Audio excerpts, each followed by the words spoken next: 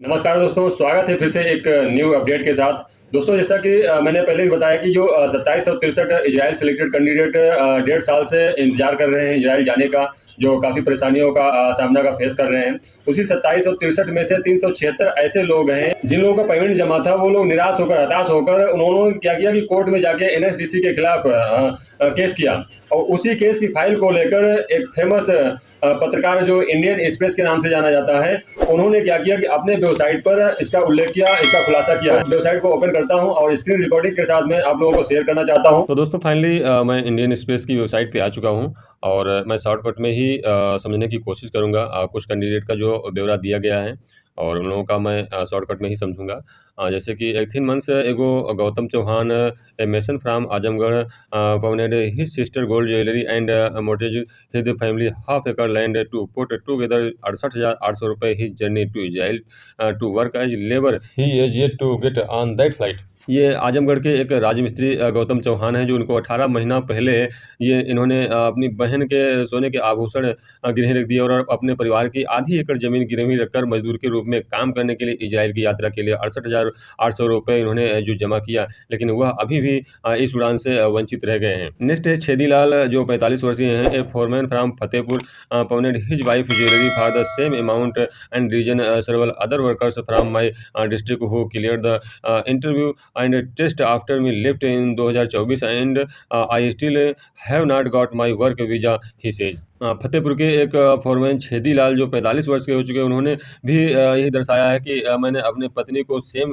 Condition, same reason के कारण मैं अपने उस पैसे को इकट्ठा किया, जो अपने पत्नी के जेवर गिरहू रखा और खेत रखा। इस तरीके से उन्होंने दर्शाया कि मैंने पैसे जमा किए, लेकिन उसके बाद भी ज़िले के हमारे अन्य कार्यकर्ता भी, जिन्होंने बाद में साक्षात्कार पास किया और सरकार उसको मंजूरी दे दी और 2024 के अंत में वो लोग चले गए, लेकिन मुझे अभी तक अपना वर्क वीज़ा नहीं मिला, उनका ये कहना है। अगला जो राइटिंग है, ये Chauhan Lal are among the over 2700 candidate selected from UP who were draw by the advertisement issued by the national skill development corporation NSDC over the past 2 years for showpiece government same to send skilled labourers to Israel. Chauhan Lal UP से चुने गए 2700 में से जो 2700 में से अधिक उम्मीदवारों में से शामिल हैं, जिन्होंने पिछले 2 वर्षों में राष्ट्रीय कौशल विकास निगम एनएसडीसी द्वारा जारी विज्ञापनों के आधार पर इन्होंने प्रशिक्षित किया था, जो श्रमिकों को इजराइल भेजने की सरकारी योजना के लिए चुना गया था। उनमें से ये भी एक हैं।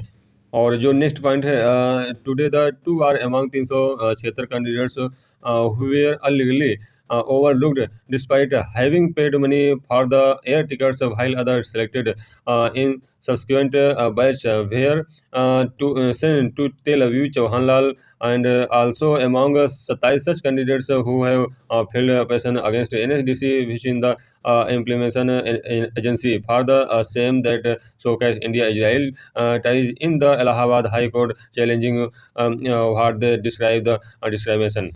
आज ये दोनों उन 376 उम्मीदवारों में से हैं जिन्हें हवाई टिकट के लिए पैसे देने के बावजूद कथित तौर पे नज़रअंदाज कर दिया गया था, जबकि अन्य लोगों को जो बाद में बैचों में चुने गए थे, तेल अवीव भेजा गया था।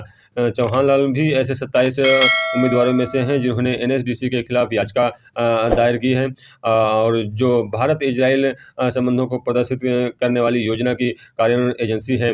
इलाहाबाद उच्च न्यायालय में चुनौती देते हुए उन्होंने भेदभाव दर्शाया है। लास्टली पॉइंट एक और मैं समझने की कोशिश करता हूँ।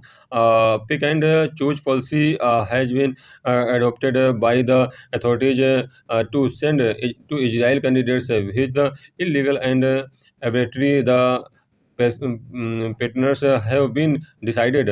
For the respondents, NSDC, the petitions filed in September this year, state the petition includes application forms along with the receipt for NSDC for payment made for tickets to Israel. इसमें दर्शाया गया कि अधिकारियों द्वारा इजराइल में उम्मीदवारों को भेजने के लिए पिक एंड चॉइस की नीति अपनाई गई है, जो अवैध और मनमानी याचिकाकर्ताओं को, उत्तरदाताओं को एनएसडी मतलब का कहना है कि एनएसडीसी ने हम लोगों को धोखा दिया है। इस वर्ष सितंबर में दायर याचिका का विवरण देते हुए कहा गया है कि याचिका में आवेदन पत्र के साथ साथ इजराइल की टिकटों के जो भुगतान की जो रसीद हैं एनएसडीसी ने दिया था, वो रसीदें भी शामिल हैं। रसीदें भी उन लोगों के पास अभी रखी हुई हैं। तो दोस्तों, इस तरीके से देखा देखा जाए तो पॉइंट्स तो बहुत हैं और हर एक पॉइंट को समझने की कोशिश अगर करूँगा तो फिर ज़्यादा वीडियो जो है बहुत लॉन्ग हो जाएगा। तो मैं थोड़ा शॉर्टकट से ही तो मतलब दोस्तों आप समझाना लोगों ने चाहता देख हूँ। लिया होगा कि किस तरीके से न्यूज़ पत्रिका वाले भी इस न्यूज़ को कितना फेमस करना चाहते हैं और इस बात को लेकर आगे तक पहुंचाना चाहते हैं।